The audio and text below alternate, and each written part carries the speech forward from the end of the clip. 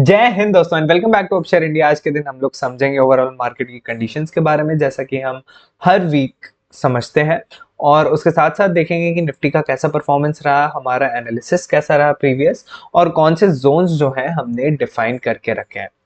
तो starting with an overview कि overview market कैसा रहा, ओवरऑल मार्केट का बाजार का प्रदर्शन कैसा रहा, इसके बारे में हम लोग थोड़ा सा डिस्कशन कर लेते हैं। तो आज एक डिक्लाइन देखने को मिला है, निफ्टी और सेंसेक्स दोनों ही रेड जोन में थे।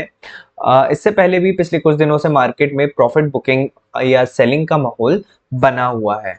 सेलिंग का माहौल कैसे क्योंकि जो हमारा पिछला वीक था उसमें काफी बाइंग हमें देखने को मिली थी and continuously market was in an up trend. अभी लास्ट 3 डेज से हमें यह देखने को मिल रहा है कि market has been declining for continuously for 3 days. तो it is a red signal overall.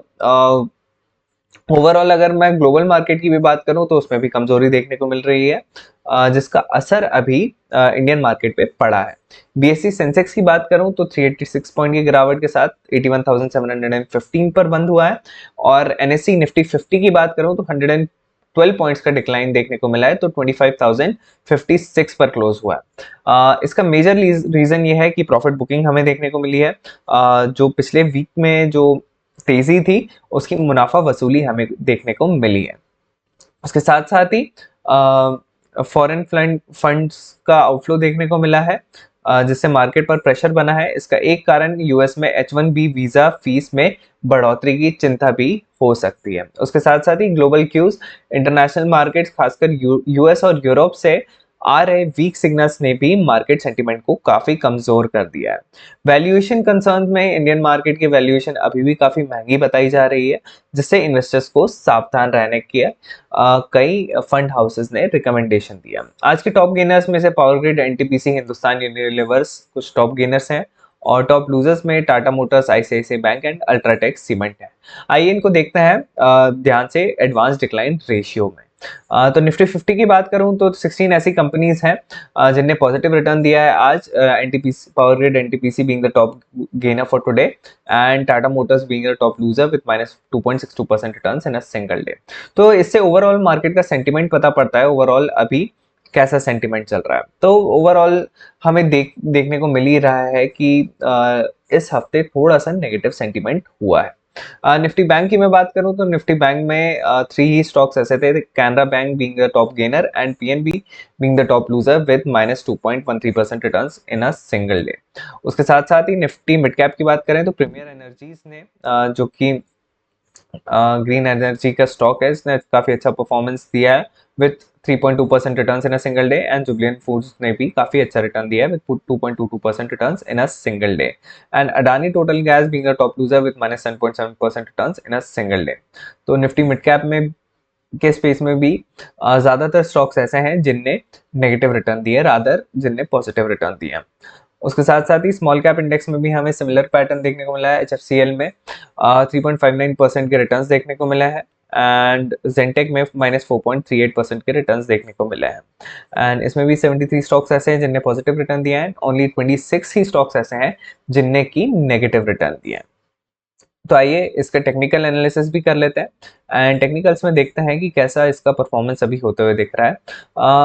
What we had thought previously was, जब भी ये बेस का फॉर्मेशन होता है, यहाँ पे एक ब्यूटीफुल डब्ल्यू पैटर्न फॉर्म किया है निफ्टी 15 ने। उसके बाद एक अच्छा अपथ्रस्ट देखने को मिला था in the last week, but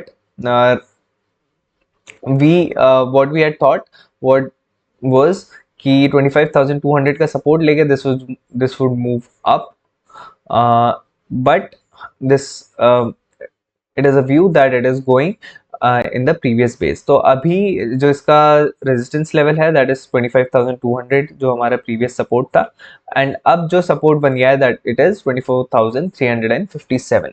तो अभी जो हमें दिख रहा है विच इज मेजरली कि अभी जो है ये प्रीवियस जोन्स में मार्केट एंटर करता हुआ दिख रहा है, and it will be in the sideways direction as of now.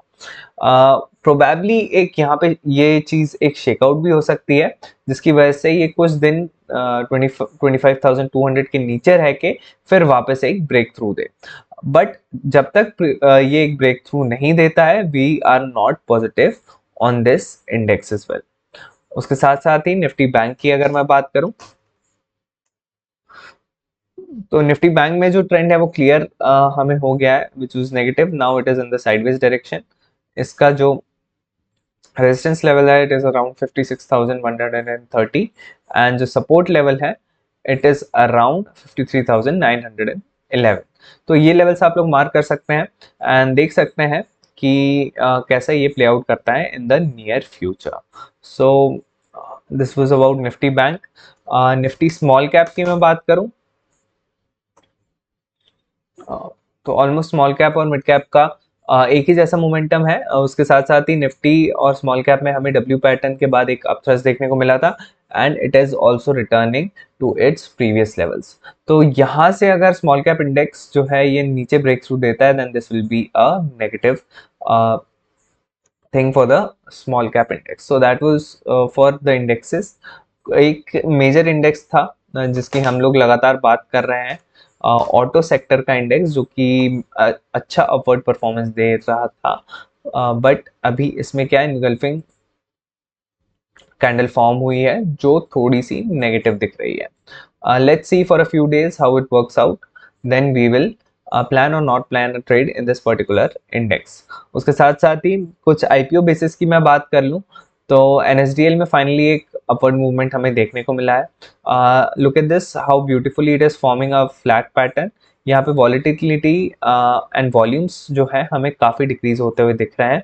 यहाँ से एक भी अपवर्ड थ्रस्ट आता है, अपवर्ड मूवमेंट आता है, तो we will definitely plan a trade in this particular stock. So this is one stock that we are eagerly waiting to invest in. Although we had invested previously in this stock, but we could not gather much returns and we lost almost 1% in the stock. We happily took -1% returns in this particular stock. तो यहाँ पे काफ़ी अच्छा volume contraction pattern हमें देखने को मिल रहा है। उसके साथ साथ एक और स्टॉक ऐसा है जिसमें हमें